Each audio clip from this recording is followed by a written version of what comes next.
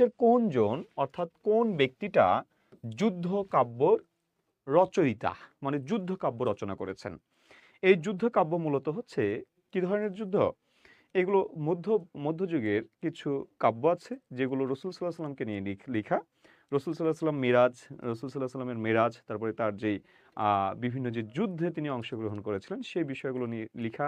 তারপরে আপনার ওই যে ওটাকে কি বলে, এই যে ইমাম হাসান ইমাম হোসেনের ইমাম হোসেনের যে কারবালার যে যুদ্ধ, এই যে যে ঘটনাগুলো, এই ঘটনাগুলো নিয়ে লেখাই মূলত যুদ্ধ কাব্যগুলো লেখা হয়েছিল।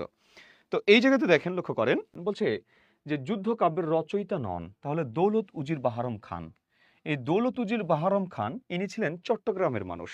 হ্যাঁ, চট্টগ্রামের মানুষ, বাংলাদেশের চট্টগ্রাম অঞ্চলের মানুষ। ফতেহাবাদ বা জাফরাবাদে তিনি জন্মগ্রহণ করেন। তার পিতা মোবারক হোসেন। এই মোবারক হোসেন তিনি নিজাম শাহ সুরের একজন উজির ছিলেন, অর্থ সচিব ছিলেন। কিন্তু তিনি মারা যান। তার মারা যাওয়ার পরে অল্প বয়সে দৌলত উজির বাহারাম খান, তার নাম মূলত বাহারাম খান, তার নাম হচ্ছে বাহারাম খান, ঠিক আছে? এই বাহারাম খানকে নিজাম শাহ সুর তিনি তার অর্থ সচিব করেন। অর্থ সচিব দৌলত উজির, দৌলত মানে কি সম্পদ, উজির মানে কি সচিব। দৌলত মানে এখানে অর্থকে বোঝানো হচ্ছে, অর্থাৎ অর্থ সচিব। অর্থ সচিব, যেটাকে আমরা সেক্রেটারি বলি। হ্যাঁ, সেই ব্যক্তি ছিলেন এই দৌলত উজির। তাকে পৃষ্ঠপোষকতা করেছেন এই নিজাম শাহ সুর, ঠিক আছে? তার লাইলি মজনু কাব্যটি তিনি এই লিখেছেন দৌলত উজির বাহারাম খান। তো এই দৌলত উজির বাহারাম খানের যুদ্ধ কাব্য আছে। তিনি জঙ্গনামা নামক যুদ্ধ কাব্য রচনা করেছেন, যেটাকে মুক্তুল হোসেন বলা হয়। জঙ্গনামা বা মুক্তুল হোসেন, ঠিক আছে, যুদ্ধ কাব্য।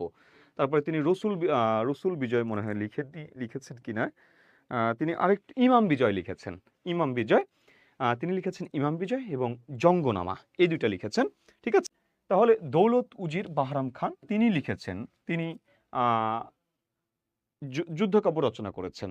ওকে, এরপরে আসেন সাবরিদ খাঁ, সৈয়দ সুলতান। এই দুইজন ব্যক্তি, এই সাবরিদ খাঁও লিখেছেন। সাবরিদ খাঁ তিনি শাক্ত পদাবলীও লিখেছেন। সাবরিদ খাঁ একমাত্র মুসলিম কবি যিনি শাক্ত পদাবলী লিখেছেন। সাবরিদ খাঁ তিনি যুদ্ধ কাব্য লিখেছেন। তার যুদ্ধ কাব্যটির নাম হচ্ছে রসুল বিজয়। রসুল বিজয় অর্থাৎ রসুলের মক্কা বিজয়, তারপরে যে বিষয়গুলো আছে এই বিষয়গুলো এখানে আছে।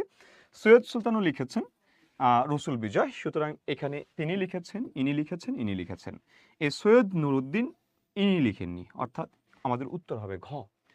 সৈয়দ সুলতান আপনারা চিনে থাকবেন, আধুনিক যুগের একজন সাহিত্যিক আছেন সৈয়দ মুস্তফা আলী।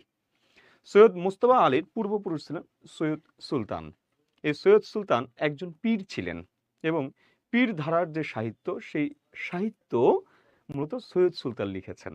এবং সৈয়দ সুলতান অনেকগুলো তিনি কাব্য লিখেছেন, যার মধ্যে আপনারা খুব পরিচিত আপনাদের কাছে একটি কাব্য, সেটি হচ্ছে নবীবংশ। নবীবংশ, এই নবীবংশটা লেখা মূলত এই সৈয়দ সুলতানের, কাসাসুল আম্বিয়া। হ্যাঁ, নবীবংশ, এই নবীবংশ লিখেছেন এই সৈয়দ সুলতান।